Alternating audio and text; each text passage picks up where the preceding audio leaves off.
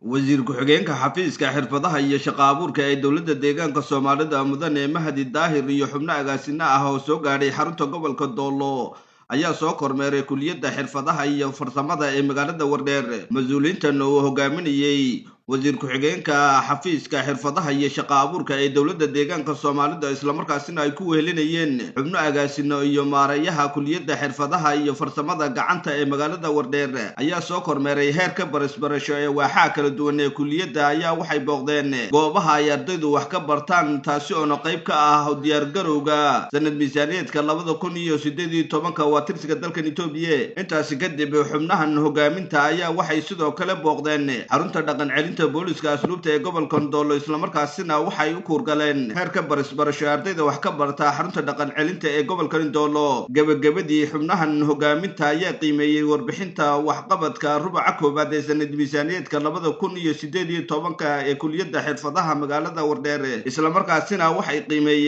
qiimeyntan oo goobjoog ka ahaa wasiir ku-xigeenka xafiiska xirfadaha iyo shaqo abuurka ee dowladda deegaanka Soomaalida ayaa diiradda lagu saaray guud ahaanba waaxaha kala duwan ee kulliyadda iyo heerka barasbarasho iyo diyaar garowga qorshayaasha sanadkan cusub ee ku jirno 2018 waa tirsi taariikheedka dalka Itoobiya. wasiir ku-xigeenka xafiiska xirfadaha iyo shaqo abuurka ee dowladda deegaanka Soomaalida mudane Mahdi Daahir ayaa warbaahinta dowladda deegaanka Soomaalida ugu warbixiyay kormeerkan iyo waliba waxyaabaha looga gol lahaa. waxaan soo gaadhay kulliyadda xirfadaha farsamada ee Wardheer. kulliyadan waa kulliyad fac weyn waqti dheerna soo jirtay, shaqo badanna bulshada u haysa. arrimahaanu ku indhandheynayna waxaa ka mid ahaa wacyigelinta bulshada dhanka barashada xirfadaha, kaalinta ay kaga jiraan iyo sida ay yihiin. laba, qorshayaashii sanadlaha kala duwanaa inay diyaarsadeen iyo in kale arrintaasna waan fiirinaynay. sidoo kale waxaan fiirinaynay daraasadyada kala duwan sida daraasaadka raadraac iyo ardaydii hore kulliyadda ka baxday, daraasaadka baahiyaha suuqa kulliyaddu 2018 xirfadaha ay u baahan tahay daraasaadkii laga rabay ay bulshadu u baahnayd, xirfadaha bulshadu u baahnayd daraasaadkii la sameeyay kala iyadana arrimahan eegaynay bay ka mid ahayd. sidoo kale waxaanu eegaynay u diyaar garowga iyo soo xareynta ardaydii hore iyo ardayda cusub qaabku yahayna iyadana waan eegaynay oo qaabkay ugu diyaar garoobeen. bilicda kulliyadda iyadana sidoo kadalik waan eegaynay. sidoo kale waxaynu xoogga saarayno eegaynay taageerada dowladeed ee shirkadaha degmada Wardheer ka jirta, qaabkay kulliyaddu u taageerto, maxay ka taageertaa, maxayse gacanta ku haysaa oo taageero buuxda ay siisaa. taageeradu way kala duwan yihiin. mar waa xirfadihii u baahnaayeen in la siiyo, mar waxay u baahan yihiin in qalab laga taageero, mar waxay u baahan yihiin haddii kuwa shirkadaha aadka u yareeray miisaaniyad u baahan yihiin in kulliyaddu ay taageero siisto. qorshe ay ugu jirtay markaa iyadana waan fiirinaynay. sidoo kale waxaan fiirinaynay tabarucaadka bilii xagaaga iyo tabarucaadka dadka dan yarta ah. kulliyaddu waxaa laga rabaa in kaalin mug leh ay ka geysato, iyadana waan fiirinaynay oo qorshayaashii ay kala qeexanay bay ku jirtay in inta leeg bay ka taageertay midahna waan eegaynay. guud ahaan kulliyadda markaan eegnay runtii dadaallo fara badan ayaa samaysay. inta aan eegnayba waxaanu u aragnay in kaalin fiican ay kaga jirto.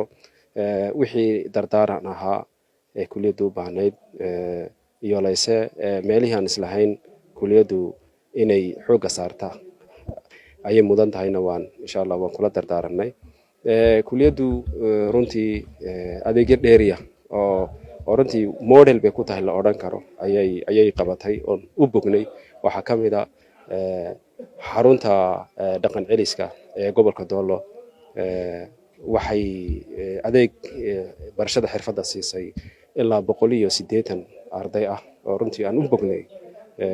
ay ku kala siinayso xirfado kala duwan ilaa 3 ah. waan u bognay runtii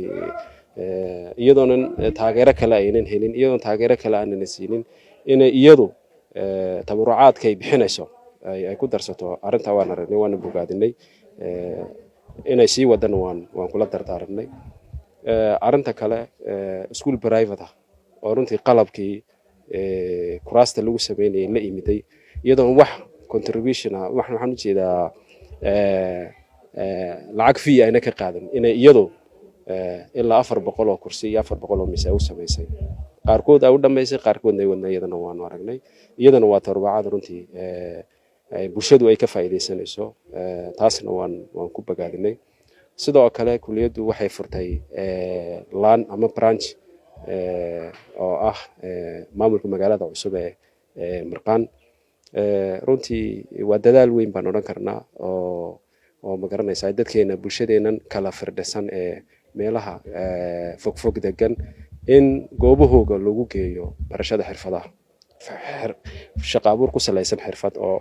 cid allaali cid shaqo abuur loo sameynaysa waa in xirfad yeelataa kadal ahaana wax la qaatay bulshadu halkii qofba inuu hal xirfad ugu yaraan u barto marka maadaama halka uu socono halka yahay dadka shaqo abuurka loo sameynaya yihiin dadka xirfadaha ugu garanaya marka waxaan kula tali lahayn bulshada si guud in kuliyadaha xirfadaha ay bixinayaan ka agdhow inay xirfadaha ka bartaan xirfaduhu laba isku jiraan nin garanaysaa aqoon background yeelana xirfadihii uu sii wadan karaa uu baran karaa qofkan weligii wax barasho gelina xirfado loogu talagalay uu baran karaa jira marka labadaba bulshadu inay ka faa'iideystaan waxaan anagu u soconay aanu dadaalka iyo aan u muujinayno in waxa soo dadaal u sameynayna ka xisbaaniga ka dawlad ahaanba waa sidii camal la'aanta dadkeena ku baahsatay looga saari lahaa dadaal far badan baa loogu jiraa oo lagu yareyn lahaa cidhirka saboolnimada marka qayb weyn bay ka qaadanaysaa xirfadu barashada xirfadu oo qofku hadduu xirfad leeyahay gaajoon maayo bulshadan waxbuu ku soo kordhin isaguna ka faa'iideysan barta uu joogo xitaa hadduu ka taga xitaa waxay noqonaysaa inuu meesha uu tago xirfadiisa uu garanaysaa uu ku xogsan karo